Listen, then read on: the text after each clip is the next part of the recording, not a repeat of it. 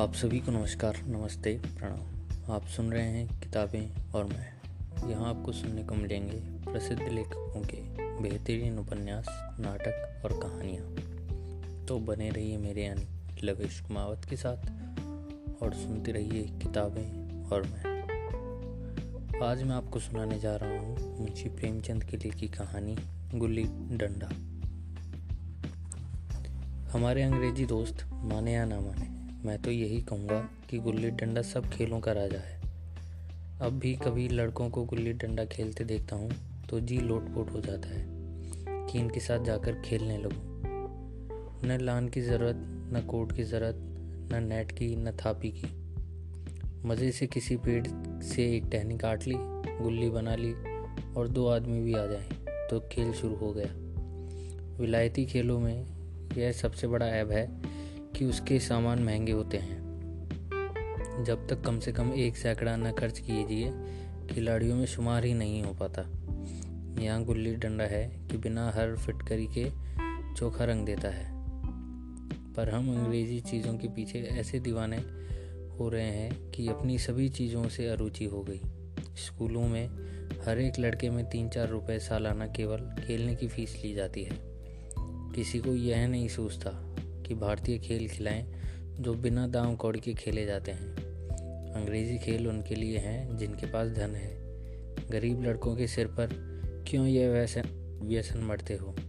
ठीक है, गुल्ली से आँख फूट जाने का भय रहता है तो क्या क्रिकेट से सिर फूट जाने का, तिल्ली फट जाने का, टांग टूट जाने का भय नहीं रहता?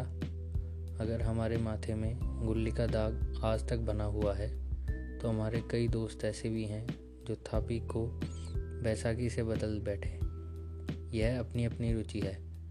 मुझे गुल्ली ही सब खेलों से अच्छी लगती है और बचपन की मीठी स्मृतियों में गुल्ली ही सबसे मीठी है। वह प्रातः घर से निकल जाना, वह पेड़ पर चढ़कर टहनियाँ काटना और गुल्ली डंडे बनाना, वह उत्साह, वह खिलाड़ियों के जमघटे, वह पदना और पदाना, वह लड़ाई झगड़े, वह सरल स्वभाव जिससे छूत अछूत, अमीर गरीब का बिल्कुल भेद न रहता था, जिसमें अमीराना चोचलों की प्रदर्शनी की अभिमान की गुंजाइश ही न थी। यह उसी वक्त भूलेगा जब जब घरवाले बिगड़ रहे हैं, पिताजी चौके पर बैठे वेग से रोटियों पर अपना क्रोध उतार रहे हैं, अम्मा की दौड़ केवल द्वार तक है, लेकिन उनकी विचारधारा में मेरा अंधकारमय भविष्य टूटी हुई नौका की तरह डगमगाया रहा है और मैं हूँ कि पदाने में मस्त हूँ। न नहाने की सुधि है न खाने की। गुल्ली है जो जरा सी, पर उसमें दुनिया भर की मिठाइयों की मिठास और तमाशों का आनंद भरा हुआ है। मेरे हमजोलियों में एक लड़का गया नाम का था। मुझसे 2-3 साल बड़ा होगा। दुबला, बंदरों की सी लंबी लंबी पतली पतली उंगलियाँ, बंदरों की सी चपलता, वही झल्लाहट। गुल्ली कैसी ही हो, पर इस तरह लपकता था जैसे छिपकली कीड़े को लपकती है। मालूम नहीं उसके माँ बाप थे या नहीं, कहाँ रहता था, क्या खाता था, पर था हमारे गुल्ली क्लब का चैंपियन। जिसकी तरफ वह आ जाए उसकी जीत निश्चित थी। हम सब उसे दूर से आते देख उसका दौड़कर स्वागत करते थे और अपना गोइयाँ बना लेते थे। एक दिन मैं और गया 2 ही खेल रहे थे। वह पदा रहा था, मैं पद रहा था, मगर कुछ विचित्र बात थी कि पदाने में हम दिन भर मस्त रह सकते हैं, पदना 1 मिनट का भी अखरता है। मैंने गला छुड़ाने के लिए सब चालें चली जो ऐसे अवसर पर शास्त्र विहित न होने पर भी क्षम्य है, लेकिन गया अपना दांव लिए बगैर मेरा पिंड न छोड़ता था। मैं घर की ओर भागा, अनुनय विनय कर कोई असर न हुआ था। गया ने मुझे दौड़ाकर पकड़ लिया और डंडा तानकर बोला, मेरा दाव देकर जाओ। पदा है तो बड़े बहादुर बन के पदने के बेर क्यों भागे जाते हो? तुम दिन भर पदाओ तो मैं दिन भर पदता रहूं? हाँ, तुम्हें दिन भर पदना पड़ेगा। न खाने जाऊं न पीने जाऊं। हाँ, मेरा दाव दिए बिना कहीं नहीं जा सकते। मैं तुम्हारा गुलाम हूँ? हाँ, मेरे गुलाम हो। मैं घर जाता हूँ, देखूँ मेरा क्या कर लेते हो। घर कैसे जाओगे? कोई दिल लगी है? दांव दिया है, दांव लेंगे। अच्छा, कल मैंने अमरूद खिलाया था वह लौटा दो। वह तो पेट में चला गया। निकालो पेट से। तुमने क्यों खाया मेरा अमरूद? अमरूद तुमने दिया तब मैंने खाया। मैं तुमसे मांगने ना गया था। जब तक मेरा अमरूद न दोगे मैं दाव न दूंगा। मैं समझता था न्याय मेरी ओर है। आखिर मैंने किसी स्वार्थ से ही उसे अमरूद खिलाया होगा। कौन निस्वार्थ किसी के साथ सलूक करता है? भिक्षा तक तो स्वार्थ के लिए देते हैं। जब गया ने अमरूद खाया तो फिर उसे मुझसे दाव लेने का क्या अधिकार है? रिश्वत देकर तो लोग खून पचा जाते हैं। यह मेरा अमरूद यूं ही हजम कर जाएगा। अमरूद पैसे के 5 वाले थे जो गया के बाप को भी नसीब न होंगे। यह सरासर अन्याय था। गया ने मुझे अपनी ओर खींचते हुए कहा, मेरा दाव देकर जाओ। अमरूद समरूद मैं नहीं जानता। मुझे न्याय का बल था। वह अन्याय पर डटा हुआ था। मैं हाथ छुड़ाकर भागना चाहता था। वह मुझे जाने न देता। मैंने उसे गाली दी। उसने उससे कड़ी गाली दी और गाली ही नहीं, एक चांटा जमा दिया। मैंने उसे दांत काट लिया। उसने मेरी पीठ पर डंडा जमा दिया। मैं रोने लगा। गया मेरे इस अस्त्र का मुकाबला न कर सका। मैंने तुरंत आंसू पोंछ डाले, डंडे की चोट भूल गया और हंसता हुआ घर जा पहुंचा। मैं थानेदार का लड़का एक नीच जात के लौंडे के हाथों पिट गया। यह मुझे उस समय भी अपमानजनक मालूम हुआ, लेकिन घर में किसी से शिकायत न की।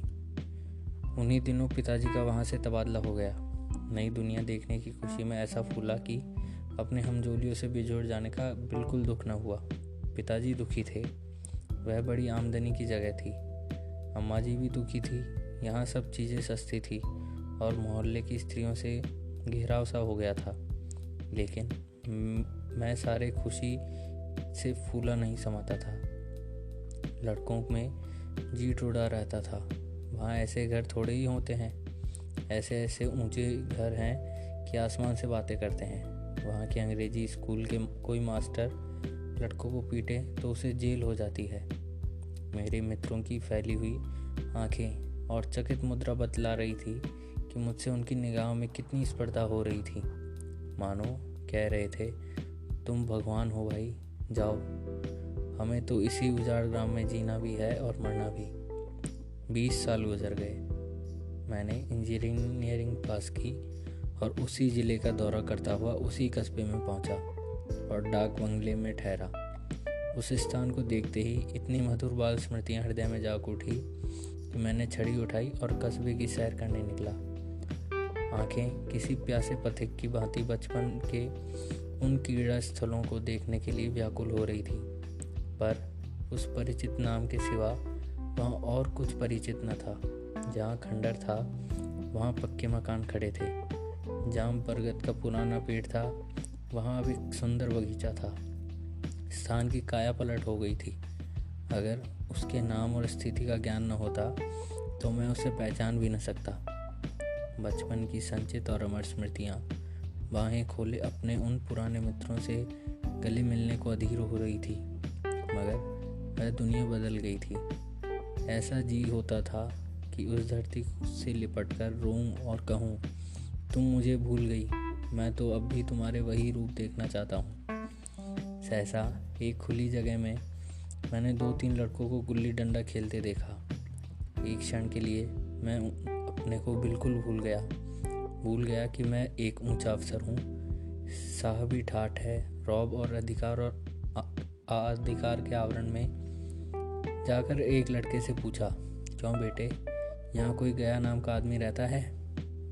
एक लड़के ने गुल्ली डंडा समेटकर सहमे हुए स्वर में कहा, कौन गया? गया चमार? मैंने यूं ही कहा, हाँ वही। गया नाम का कोई आदमी है तो शायद वही हो।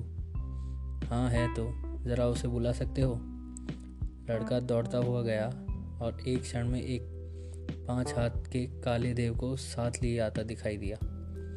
मैं दूर से ही पहचान गया। उसकी ओर लपकना चाहता था कि उसके गले लिपट जाऊं, पर यह सोचकर रह गया। बोला, कहो गया, मुझे पहचानते हो? गया ने झुककर सलाम किया, हाँ मालिक, भला पहचानूंगा क्यों नहीं। आप मज़े में हो? बहुत मज़े में। तुम अपनी कहो। डिप्टी साहब का साइस हूँ। मतई, मोहन, दुर्गा, यह सब कहाँ है? कुछ खबर है? मतई तो मर गया, दुर्गा और मोहन दोनों डाकिया हो गए। आप? मैं तो जिले का इंजीनियर हूँ। सरकार तो पहले ही बड़े ज़हीन थे। अब कभी गुल्ली डंडा खेलते हो? गया ने मेरी और प्रश्न भरी आंखों से देखा। अब गुल्ली डंडा क्या खेलूंगा सरकार, अब तो धंधे से छुट्टी नहीं मिलती। आओ आज हम तुम खेलें, तुम पदाना हम पदेंगे। तुम्हारा एक दांव हमारे ऊपर है, वह आज ले लो। गया बड़ी मुश्किल से राजी हुआ। वह ठहरा टके का मजदूर, मैं एक बड़ा अफसर, हमारा और उसका क्या जोड़। बेचारा झेप रहा था, लेकिन मुझे भी कुछ कम झेप न थी। इसलिए नहीं कि मैं गया के साथ खेलने जा रहा था, बल्कि इसलिए कि लोग इस खेल को अजूबा समझकर इसका तमाशा बनाने लगे और अच्छी खासी भीड़ लग जाएगी। उस भीड़ में वह आनंद कहाँ रहेगा, पर खेले बगैर तो रहा नहीं जाता। आखिर निश्चय हुआ कि दोनों जने बस्ती में से बहुत दूर जाकर खेलेंगे और बचपन की उस मिठास को खूब रस ले लेकर खाएंगे। मैं गया को लेकर डाक बंगले पर आया और मोटर में बैठकर दोनों मैदान की ओर चले। साथ में एक कुल्हाड़ी ले ली। मैं गंभीर भाव धारण किए हुए था, लेकिन गया इसे भी अब तक इसे मजाक ही समझ रहा था। फिर भी उसके मुख पर उत्सुकता या आनंद का कोई चिन्ह था। शायद वह हम दोनों में जो अंतर हो गया था, यही सोचने में मगन था। मैंने पूछा, तुम्हें कभी हमारी याद आती थी गया? सच कहना। गया झेपता हुआ बोला, मैं आपको याद करता हुजूर किस लायक हूँ। भाग में आपके साथ कुछ दिन खेलना बदा था, नहीं मेरी क्या गिनती। मैंने कुछ उदास होकर कहा, लेकिन मुझे तो बराबर तुम्हारी याद आती थी। तुम्हारा वह डंडा जो तुमने तान कर जमाया था, याद है ना? गया ने पछताते हुए कहा, वह लड़कपन था सरकार, उसकी याद न दिलाओ। वाह, वह मेरे बाल जीवन की सबसे रसीली याद है। तुम्हारे उस डंडे में जो रस था, वह तो अब न आदर सम्मान में पाता हूँ, न धन में। इतनी देर में हम बस्ती से कोई 3 मील निकल गए। चारों तरफ सन्नाटा है। पश्चिम और कोसों पर भीमताल फैला हुआ है, जहाँ आकर हम किसी समय कमलपुष्प तोड़ ले जाते थे और उसके झूमर बनाकर कानों में डाल लेते थे। जेठ की संध्या केसर में डूबी चली जा रही है। मैं लपक कर एक पेड़ पर चढ़ गया और एक टहनी काट लाया। चटपट गुल्ली डंडा बन गया। खेल शुरू हो गया। मैंने गुच्ची में गुल्ली रखकर उछाली। गुल्ली गया के सामने से निकल गई। उसने हाथ लपकाया जैसे मछली पकड़ रहा हो। गुल्ली उसके पीछे जाकर गिरी। यह वही गया है जिसके हाथों में गुल्ली जैसे आप ही आकर बैठ जाती थी। वह दाहिने बाएं कहीं हो, गुल्ली उसके हथेली में ही पहुंचती थी, जैसे गुल्लियों का वशीकरण डाल देता था। नई गुल्ली, पुरानी गुल्ली, छोटी गुल्ली, बड़ी गुल्ली, नोकदार गुल्ली, सपाट गुल्ली, सभी उससे मिल जाती थी। जैसे उसके हाथों में कोई चुंबक हो, गुल्लियों को खींच लेता हो। लेकिन आज गुल्ली को उससे वह प्रेम नहीं रहा। फिर तो मैंने पदाना शुरू किया। मैं तरह तरह की धांधलियाँ कर रहा था। अभ्यास की कसर बेईमानी से पूरी कर रहा था। कूद जाने पर भी डंडा खेले जाता था। हालांकि शास्त्र के अनुसार गया की बारी आनी चाहिए थी। गुल्ली पर ओछी चोट पड़ती और वह जरा दूर पर गिर पड़ती तो मैं झपट कर उसे खुद उठा लेता और दोबारा टांड लगाता। गया यह सारी बेकायदाई देख रहा था, पर कुछ न बोलता था, जैसे उसे वह सब कायदे कानून भूल गए हों। उसका निशाना कितना अचूक था। गुल्ली उसके हाथ से निकलकर टन से डंडे पर आकर लगती थी। उसके हाथ से छूटकर उसका काम था डंडे को टकरा जाना। लेकिन आज वह गुल्ली डंडे को नहीं लगती। कभी दाहिने जाती है, कभी बाएं, कभी आगे, कभी पीछे। आधा घंटे पदाने के बाद एक गुल्ली डंडे पर आ लगी। मैंने धांधली की। गुल्ली डंडे पर नहीं लगी, बिल्कुल पास से गई, लेकिन लगी नहीं। गया ने किसी प्रकार का असंतोष प्रकट नहीं किया। न लगी होगी। डंडे में लगती तो क्या मैं बेईमानी करता? नहीं भैया, तुम भला बेईमानी करोगे? बचपन में मजाल था कि मैं ऐसा घपला करके जीत बचता। यही गया गर्दन पर चढ़ बैठता, लेकिन आज मैं उसे कितनी आसानी से धोखा दिए चला जाता था। गधा है, सारी बातें भूल गया। सहसा गुल्ली फिर डंडे से लगी और इतनी जोर से लगी जैसे बंदूक छूटी हो। इस प्रमाण के सामने अब किसी तरह की धांधली करने का साहस मुझे इस वक्त भी न हो सका, लेकिन क्यों न इस बार सबको झूठ बताने की चेष्टा करूं। मेरा हर्ज ही क्या है। मान गया तो वाह, नहीं तो 2-4 हाथ पदना ही तो पड़ेगा। अंधेरा का बहाना करके जल्दी छुड़ा लूंगा, फिर कौन दाव देने आता है। गया ने विजय के उल्लास में कहा। लग गई टन से बोली। मैंने अनजान बनने की चेष्टा करते हुए कहा, तुमने लगते देखा? मैंने तो नहीं देखा। टन से बोली है सरकार, और जो किसी ईंट से टकरा गई हो। मैंने मुख पर यह वाक्य उस समय कैसे निकाला, इसको मुझे खुद आश्चर्य है। इस सत्य को झुठलाना वैसा ही था जैसे दिन को रात बताना। हम दोनों ने गुल्ली को डंडे से जोर से लगाते देखा, लेकिन गया ने मेरा कथन स्वीकार कर लिया। हाँ, किसी ईंट में ही लगी होगी। डंडे में लगती तो इतनी आवाज़ ना आती। मैंने फिर पदाना शुरू कर दिया, लेकिन इतनी प्रत्यक्ष धांधली कर लेने के बाद गया की सरलता पर मुझे दया आने लगी। इसलिए जब तीसरी बार गुल्ली डंडे में लगी तो मैंने बड़ी उदारता से दाव देने का तय कर लिया। गया ने कहा, अब तो अंधेरा हो गया भैया, कल पर रखो। मैंने सोचा कल बहुत सा समय होगा, यह न जाने कितनी देर पदाए, इसलिए इसी वक्त मामला साफ कर लेना अच्छा होगा। नहीं, अभी बहुत उजाला है, तुम अपना दांव ले लो, गुल्ली सूझेगी नहीं, कुछ परवाह नहीं। गया ने पदाना शुरू किया। फिर अब उसे बिल्कुल अभ्यास न था। उसने 2 बार टौंड लगाने का इरादा किया, पर दोनों ही बार हुच गया। 1 मिनट से कम में वह दांव खो बैठा। मैंने अपने हृदय की विशालता का परिचय दिया। एक दांव और खेल लो, तुम तो पहले ही हाथ से हुच गए। नहीं भैया, अब अंधेरा हो गया, तुम्हारा अभ्यास छूट गया, कभी खेलते नहीं। खेलने का समय कहाँ मिलता है भैया। हम दोनों मोटर पर जा बैठे और चिराग जलते जलते पड़ाव पर पहुंच गए। गया चलते चलते बोला, कल यहाँ गुल्ली डंडा होगा, सभी पुराने खिलाड़ी खेलेंगे, तुम भी आओगे? जब तुम्हें फुर्सत हो तभी खिलाड़ियों को बुलाऊं। मैंने शाम का समय दिया और दूसरे दिन मैच देखने गया। कोई 10-10 आदमियों की मंडली थी। कई मेरे लड़कपन के साथी निकले। अधिकांश युवक थे जिन्हें मैं पहचान न सका। खेल शुरू हुआ। मैं मोटर पर बैठा बैठा तमाशा देखने लगा। आज गया का खेल, उसका नैपुण्य देखकर मैं चकित हो गया। टौंड लगाता तो गुल्ली आसमान से बातें करती। कल किसी वह झिझक, वह हिचकिचाहट, वह बेदिली आज न थी। लड़कपन में जो बात थी, आज उसने प्रौढ़ता प्राप्त कर ली थी। कहीं कल इसने मुझे इस तरह पदाया होता तो मैं ज़रूर रोने लगता। उसके डंडे की चोट खाकर गुल्ली 200 गज की खबर लाती थी। पन्ने वालों में एक युवक ने कुछ धांधली की। उसने अपने विचार में गुल्ली लपक ली थी। गया का कहना था गुल्ली ज़मीन से लगकर उछली थी। इस पर दोनों में ताल ठोकने की नौबत आई। युवक दब गया। गया का तमतमाता हुआ चेहरा देखकर डर गया। अगर वह दब न जाता तो ज़रूर मारपीट हो जाती। मैं खेल में न था, पर दूसरों के इस खेल में मुझे वही लड़कपन का आनंद आ रहा था जब हम सब कुछ भूलकर खेल में मस्त हो जाते थे।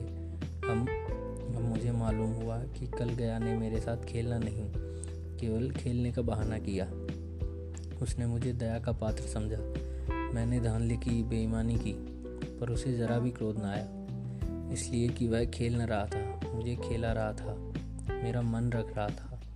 वह मुझे पदाकर मेरा कचूमर नहीं निकालना चाहता था।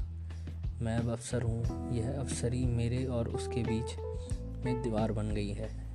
मैं अब उसका लिहाज पा सकता हूँ, अदब पा सकता हूँ, साहचर्य नहीं पा सकता। लड़कपन था तब मैं उसके समकक्ष था। यह पद पाकर अब मैं केवल उसकी दया योग्य हूँ।